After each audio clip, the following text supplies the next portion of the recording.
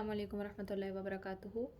एक सवाल था कि बच्चों की जब बिग फीलिंग्स आती हैं तो हम किस तरह से बिहेव करें। बच्चे जब टेंट्रम कह लें आप उसको, या बिग फीलिंग्स कह लें, जब बच्चे ये शो करते हैं तो फिर पेरेंट्स को क्या करना चाहिए। तो सबसे पहली बात कि आपने ये समझना है कि ऐसा नहीं हो सकता कि आपके बच्चे हों और आप टेंट्रम फ्री मोड देख लें। बच्चे जहाँ हैं वहाँ टेंट्रम साथ में हैं। और स्पेशली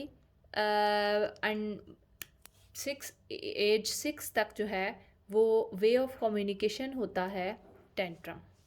सो आपने एज 6 तक मार्जिन देना है टेंट्रम को। और आपने उसको नेगेटिवली नहीं लेना, आपने उसको बस समझना है कि ये उसकी फीलिंग्स हैं। आप असल में नॉर्मली हम टैंट्रम को बहुत बैड वर्ड यूज़ करते हैं जिसको हमें फ़िक्स करना होता है। सो आपने उसको बैड वर्ड की तरह यूज़ नहीं करना, आपने सिर्फ उसको समझना है कि ये बच्चे का वे ऑफ कम्युनिकेशन है। सो पहला काम ये कि आपने ये भूल जाना है कि आप टेंट्रम फ्री बच्चे देख सकते हैं। ठीक है, ये बच्चों की नेचर है और आप नेचर नहीं बदल सकते। फिर दूसरा आपने ये यानी एक्सेप्ट कर लेना, इन शॉर्ट कि आपने एक्सेप्ट कर लेना है कि they have their feelings also. सिर्फ हम ही नहीं हैं जिनको फीलिंग्स आती हैं, बच्चों को भी फीलिंग्स आती हैं। नंबर 2 पे आपने ये करना है कि आपने जज नहीं करना।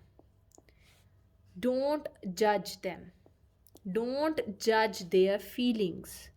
आपने अगर उनकी फीलिंग्स को जज कर लिया तो इसका मतलब है कि आप रेजिस्टेंस क्रिएट कर रहे हैं। क्योंकि जब आप फीलिंग्स के ऊपर लेबल लगाते हैं तो वो एकदम से वहीं स्टॉप होके उसको दूसरी तरह से कवर करने लग जाता है बच्चा।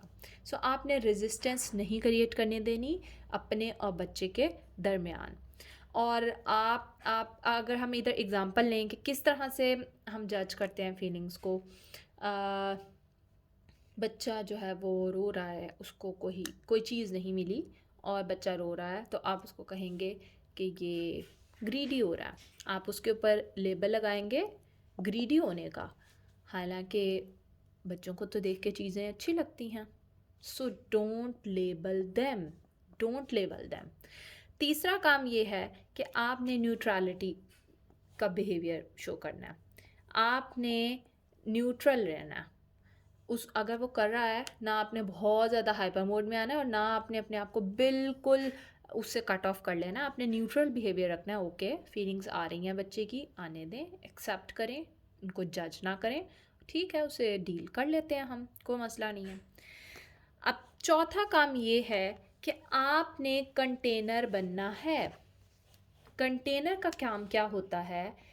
कंटेनर हर चीज़ को अपने अंदर डाल लेता है और कंटेनर ये नहीं कहता कि मेरे अंदर ये चीज़ आएगी और ये नहीं आएगी। कंटेनर का काम है कि बच्चे हमारे पास आएँ, हम उनकी वेव्स को अपने अंदर डालें।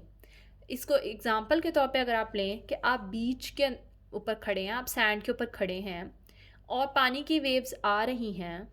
आप उन वेव्स को देखने के साथ उनके अंदर ही नहीं चलना शुरू कर देंगे, वरना आप उन वेव्स के अंदर लॉस्ट हो जाएंगे। आप खड़े हुए हैं, वेव्स आ रही हैं बच्चों की और वो आपके पाँव को बस टच करके वापस जा रही हैं। आपने चल के उनके अंदर ही नहीं घुस जाना, आपने सिर्फ वो कंटेनर बनना है जिसके अंदर वो सिर्फ आ जाएंगी। अगर आप खुद लॉस्ट हो गए तो फिर ना आपको समझ आएगी और ना बच्चे को समझ आएगी। क्योंकि देखें, सुनामी के साथ सुनामी टकराता है तो वो एक डिज़ास्टर बनता है। सो वेव्स के साथ आपने स्टेबल रहना है, आपने अपने पाँव को ग्राउंड के ऊपर जमा रहने देना है कि ठीक है, कोई बात नहीं, ये आई हैं और ये चली जाएंगी।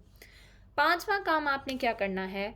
पांचवा काम आपने ये करना है कि आपने अंडरस्टैंड करना है कि what child wants to communicate with these feelings, what he wants to tell us कि मेरी ये फीलिंग्स के पीछे क्या वजह है। और आपने उस कम्युनिकेशन को जो है वो सुनना है और उस कम्युनिकेशन को समझने की कोशिश करनी है। क्योंकि ये नहीं होता कि अगर वो उस चीज़ को देख के रो रहा है तो इट मीन्स उसको वो चीज़ चाहिए। अगर वो कुछ खाने लगा है तो इसका मतलब ये नहीं है कि उसको भूख लगी है। इसका मतलब ये है कि उसके पीछे कोई फीलिंग्स हैं। सेम लाइक जिस तरह ये ईटिंग हैबिट्स को जब हम एडल्ट्स कंट्रोल करते हैं तो उनको सबसे पहला स्टेप ये बताया जाता है कि जब भी आप खाने लगें आप देखें कि आप कैसा फ़ील कर रहे हैं जो आपका कुछ खाने का दिल कर रहा है। Are you feeling lonely, are you feeling sad, are you feeling mad, are you feeling happy, क्या ऐसी इमोशन आती है जिसके बाद आपका एक्शन होता है। तो सेम लाइक बच्चों के पीछे से कोई इमोशंस आती हैं, कोई फीलिंग्स आते हैं जिसकी वजह से वो कोई बिहेवियर आपको शो करते हैं। और अब हम देखते हैं कि हम टैंट्रम से डर क्यों जाते हैं। वाई वी बिकम अफ्रेड, क्योंकि हमें ये लगता है कि हमें कहा जाएगा कि हम इनकॉम्पिटेंट मदर हैं, हम हेल्पलेस फील करते हैं, हम बैड पेरेंट हैं। हम इसीलिए इस चीज़ से ये अनकंफर्टेबल हो जाते हैं। टैंट्रम से हम अनकंफर्टेबल इसीलिए होते हैं क्योंकि हमें लगता है कि हमें इनकॉम्पिटेंट समझा जाएगा। ये माँ कैसी माँ है कि जिसको एक बच्चा संभालना नहीं आता। ये माँ कैसी माँ है कि जिसको ये नहीं पता कि बच्चे को किस तरह से टैकल करना है। और ये तो बहुत बुरी माँ है। ये वो चीज़ें होती हैं, ये वो जुमले होते हैं जिसकी वजह से हम इन टैंट्रम से डरते हैं और हम पब्लिकली उनको स्नप करके अपने आप को प्रूव करने की कोशिश करते हैं। तो आपने इनसे डरना नहीं है। अगर कोई आपके ऊपर लेबल लगा रहा है बुरी माँ होने का तो कोई बात नहीं, वो लेबल अभी के लिए है। एट द लॉन्ग रन हर चीज़ का रिज़ल्ट देर से आता है। इवन हम इस दुनिया में जो कुछ भी अच्छा कर रहे हैं उसका रिज़ल्ट तो क़यामत वाले दिन ही निकलना है ना। तो आखिर हम वेट कर रहे हैं। सो आपने लेकिन अगर आपने अभी वेट ना किया और आपने अभी ये सोच लिया कि मैंने इसी दुनिया में मज़ा ले लेना है, कोई पता नहीं आखिरत आती है नहीं आती है, अगर आपकी ये सोच है तो फिर आप इस दुनिया में अच्छा काम कोई नहीं कर सकते हैं। इसी तरह बच्चों को डील करते हुए होता है कि आप बच्चों के साथ फिर अंडरस्टैंडिंग मोड में नहीं आ सकते क्योंकि आप वेट नहीं करते हैं। आप उन जुमलों से बचने के लिए आप फौरी रिज़ल्ट सबको दिखाना चाहते हैं जहाँ पे बच्चा एट द लॉन्ग रन गलत निकल आता और वो उसका बिहेवियर गलत हो जाता आपकी इन छोटे छोटे मोमेंट्स के ऊपर वेट ना करने की वजह से। सो लोगों का काम है बोलना, लोगों को बोलने दें। आपने एट द लॉन्ग रन देखना है कि मेरा बच्चे के साथ एक टास्क है जो कि बहुत देर बाद जाके उसका रिज़ल्ट निकलेगा। सो आप आखिरत के लिए अपनी दुनिया को मज़ा कर कर के नहीं कर लेंगे, आप आखिरत को गोल रखेंगे और आप उस लिहाज से अपनी बच्चे के साथ तरबियत करते रहेंगे। जज़ाकुमुल्लाह खैर, अल्लाह हाफ़िज़।